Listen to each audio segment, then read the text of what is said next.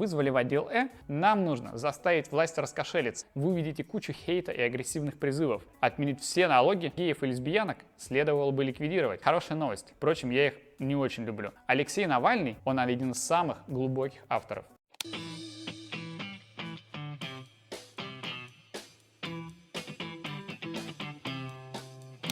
Привет, я Павел Андреев. Интернет-журнал 7 на 7 работает, чтобы защищать, просвещать, вдохновлять. В этом видео мы расскажем, на что стоит обратить внимание, а в чем стоит обязательно поучаствовать лично.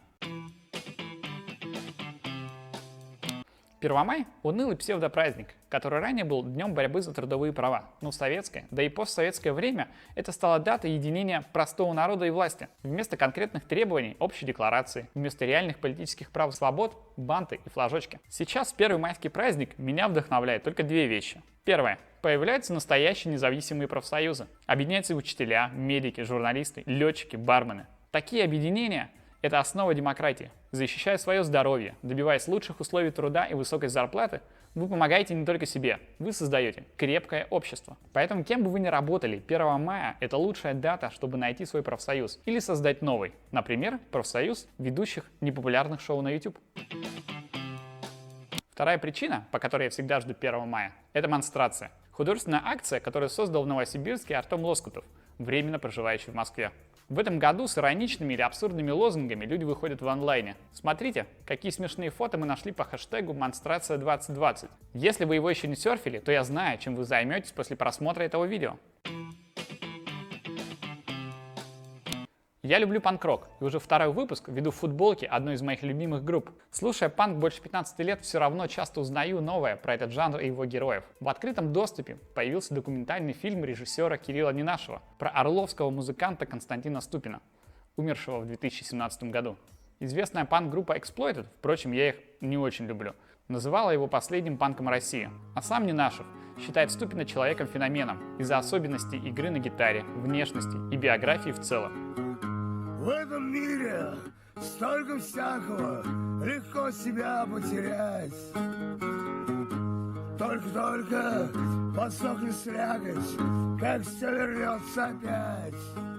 В интервью нашему журналисту Максиму Полякову Ненашев рассказывает, как фильм орловского панка связан с его последними киноработами о протестах «Путин навсегда» и про героев и людей. Почти пятая часть россиян считает, что геев и лесбиянок следовало бы ликвидировать. Продвинутую публику цифры шокировали и родили очередную волну постов про дикий русский народ, от которого пора свалить. Если вы зайдете в группу 7 на 7 ВКонтакте, то под многими постами об ЛГБТ вы увидите кучу хейта и агрессивных призывов. Постоянная боль наших модераторов искать баланс между свободой слова и защитой от языка вражды. Но от агрессии в комментах и даже тупых законов Госдумы геев в России не становится меньше.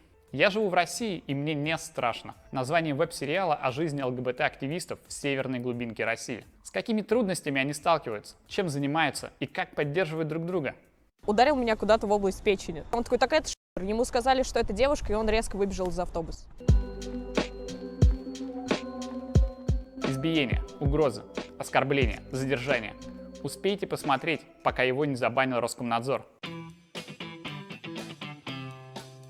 Ожидание. Власть поддержит деньгами граждан и бизнес во время пандемии. Реальность. Людей штрафуют за нарушение режима самоизоляции. И эта реальность еще только набирает обороты. Эксперт Пермской гражданской палаты Игорь Аверкиев, который более 5 лет ведет свой блог на 7 на 7, обратил внимание на статистику.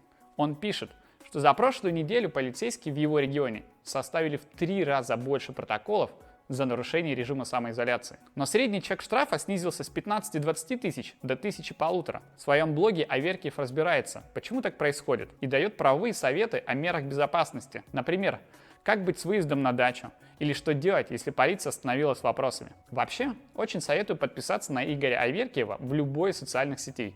Он один из самых глубоких авторов.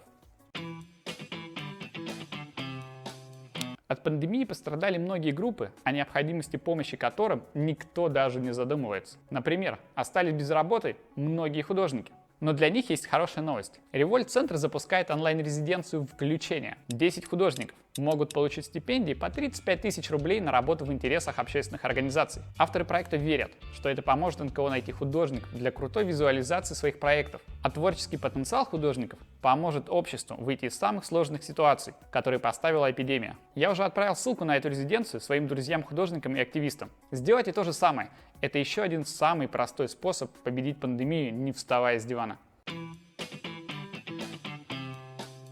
Продолжим о деньгах. Россия осталась единственной страной, которая не предоставила прямой помощи своим гражданам. Алексей Навальный требует 5 пунктов. Первое. Выплатить в апреле по 20 тысяч рублей каждому взрослому и 10 тысяч каждому несовершеннолетнему. Второе. В мае, июне и далее, если карантин не отменят, платить по 10 тысяч рублей. Отменить плату за все услуги ЖКХ во время карантина. Выделить 2 триллиона рублей для поддержки малого и среднего бизнеса. Пятое. Отменить все налоги для малого бизнеса, кроме НДФЛ. Лично я не понимаю, зачем давать деньги чиновникам, силовикам и другим бюджетникам, которые никак не пострадали от пандемии. Но другой петиции у меня для вас нет, поэтому предлагаю поддержать эту. Деньги Фонда национального благосостояния мы копили все вместе, а пользуются им только приближенные. Нам нужно заставить власть раскошелиться. Когда, если не сейчас? Меня и еще 20 блогеров Сыктывкара вызвали в отдел из-за наших постов о коронавирусе. Когда я шел в милицию, совершенно не боялся, потому что у меня есть много друзей из Центра защиты прав СМИ. Более 20 лет они помогают журналистам, блогерам и фотографам. В Центре знают массу примеров, когда людей сажали в тюрьму за свои слова. Чтобы уберечь всех вас от рисков, сейчас они собирают деньги на создание правового справочника пользователя интернета. Это будет не книга, а бесплатное мобильное приложение, поэтому она всегда будет под рукой. В него войдут рекомендации. Как не нарушить закон об оскорблении власти? Как уберечься от исков о защите чести и достоинства? Где можно, а где нельзя снимать? Сделать пожертвования можно на платформе Planeta.ru. Среди лотов вебинары с юристами, клевый мерч и даже проход за кулисы порнофильмов.